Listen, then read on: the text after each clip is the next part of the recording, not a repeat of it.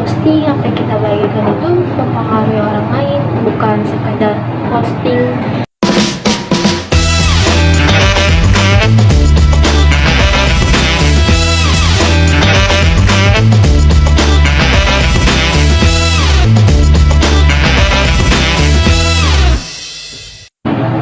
Halo semuanya, selamat datang di podcast Lintas Suara bersama aku Nur Habibah dan rekan Aku Kaila Mutia Andini, kita berdua dari kelas 11 Manajemen Perkantoran. Nah Kaila, di pagi hari yang cerah ini aku ingin menanyakan kabar kamu nih. Alhamdulillah kabar aku baik-baik aja. Kalau kamu gimana nih kabarnya? Alhamdulillah kabar aku juga baik. Nah untuk kabar teman-teman yang sedang menonton ya, semoga juga baik ya. Oke, kali ini tuh kita bakal ngebahas hal-hal ringan tapi tuh tetap bermakna. Karena kebetulan banget topik kita tuh cukup menarik banget hari ini. Betul banget nih teman-teman. Jadi kita tuh mengambil satu topik yang benar-benar bermanfaat untuk kita semua, yaitu bagaimana sih kita bisa menjadi teladan dalam bermedia sosial. Yang pasti di era digital sekarang kita itu pasti benar-benar menggunakan gadget setiap harinya. Entah itu di kalangan anak muda, dewasa, hingga tua, mereka tuh pada aktif banget dalam bermedia sosial, dari Twitter, Instagram maupun WA. Ya, kita tuh nggak boleh sekedar aktif ya.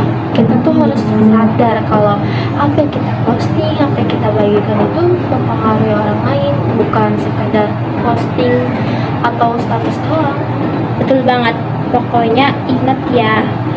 Jadi kalau kita ingin memposting sesuatu harus benar-benar berpikir secara jernih, jangan sampai berdampak negatif di kemudian harinya. Sekarang kita bahas dulu deh, apa sih maksudnya itu menjaga teladan di media sosial?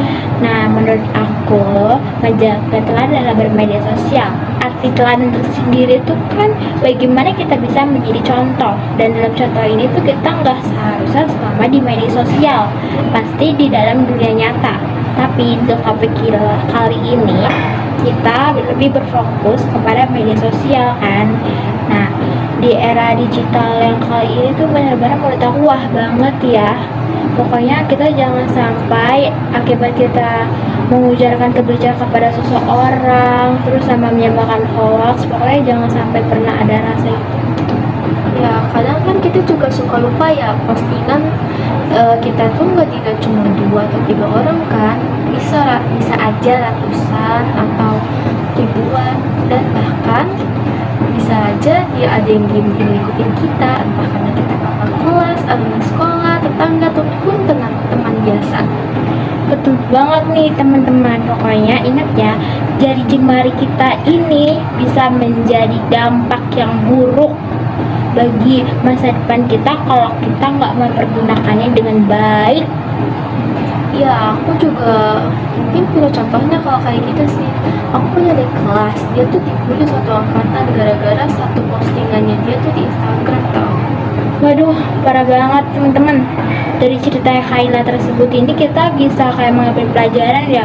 Pokoknya jangan sampai deh kita kayak bener-bener kayak jari jemari kita ini kayak menyakiti perasaan orang lain ataupun hal lainnya deh.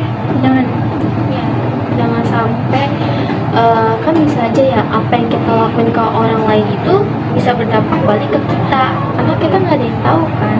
Betul. Oh ya Kaila, kamu pernah dengar gak sih kayak ada orang yang kehilangan pekerjaan akibat bermedia sosial yang kurang baik? Wah, aku pernah denger sih yang dari awalnya bercandaan sampai jadi bobot bumerang kan di masa depannya nanti itu. Dari orang mulai screenshot, expose, terus viral kan. Karena itu kan penting banget untuk kita tuh memikirkan dulu sebelum apa yang kita posting. Bener banget, aku juga punya nih satu kisah. Jadi kan temen kakak kelas aku, dia tuh udah lulus kan dari sekolahnya, dan dia ingin melamar pekerjaan di suatu perusahaan. Nah, dia nunggu tuh udah interview, dia tunggu panggilan doang gimana kabar lebih lanjut. Ternyata dia nggak dipanggil karena dia udah mencari tahu dia kurang bermedia sosial, kurang baik. HRD ternyata telah meng-cross check ulangnya, dan itu benar-benar takutnya merugikan suatu perusahaan. Makanya itu sudah tidak dipanggil untuk melamar pekerjaan tersebut. Ya, sekarang kan HRD kebanyakan gak cuma lihat CV kita doang kan, tapi ngeliat jejak digital kita.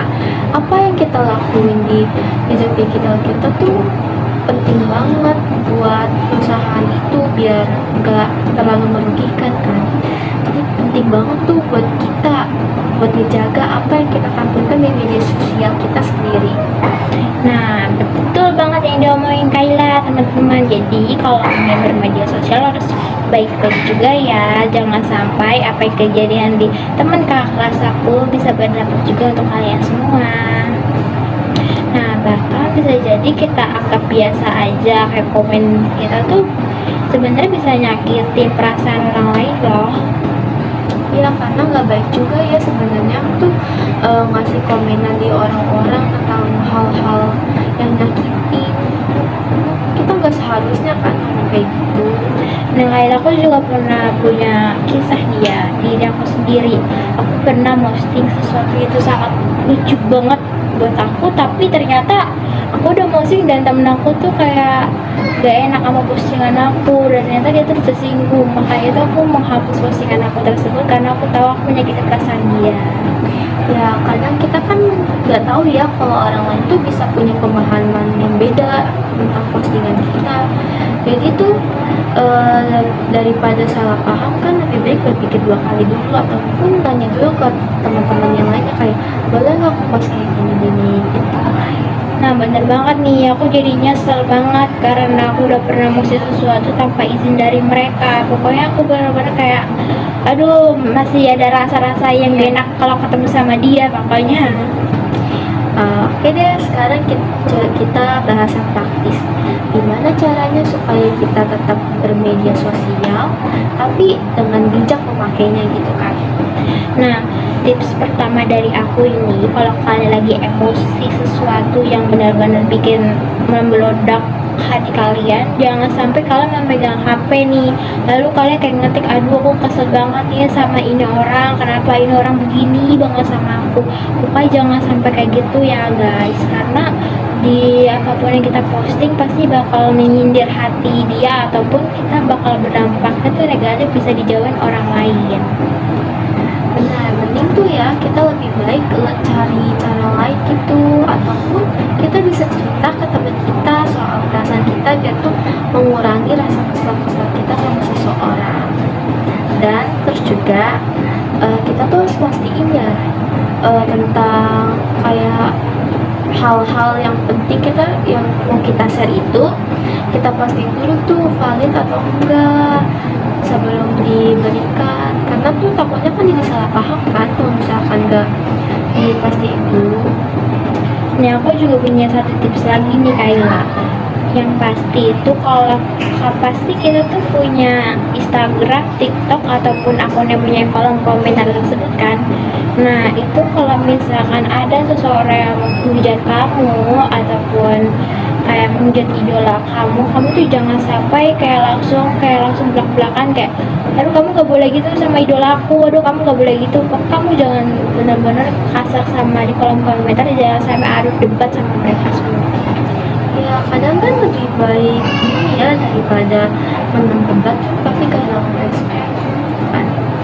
Betul banget nih teman-teman, pokoknya ada manfaatnya banget kalian mendengar podcast kali ini. Intinya dalam bermedia sosial tersebut itu bisa menjadi ladang kebaikan loh bagi kalian semua, tergantung bagaimana cara kalian memakainya. Iya benar banget tuh, jejak digital tuh nyata banget loh. Jadi pastikan ya jejak kita tuh mengarah ke hal yang baik, jangan yang ke sebaliknya. Jangan sampai deh kita nyesel gara-gara apa kita nggak menjaga apa yang kita posting gitu. Nah, betul banget, karena tanpa sadar apapun yang kita lakukan itu adalah kita sebagai, anggap aja kita sebagai influencer kalau dalam media sosial ya. Kalau dalam pertemanan tuh anggap aja kita itu sebagai circle kita sendiri. Pokoknya kita tuh ada bagi circle kita sendiri, jangan sampai kita melakukan hal yang negatif dan dapat mengganggu kehancuran dalam circle kita. Oke deh, segitu aja ya obrolan kita hari ini tuh. Makasih banget udah dengerin sampai habis. obrolan, dua perbincangan tentang menjadi teladan dalam bermedia sosial dapat mengubah pikiran kita agar menjadi lebih baik ke depannya. Sekian dari kita. Terima kasih. Terima kasih. Dadah.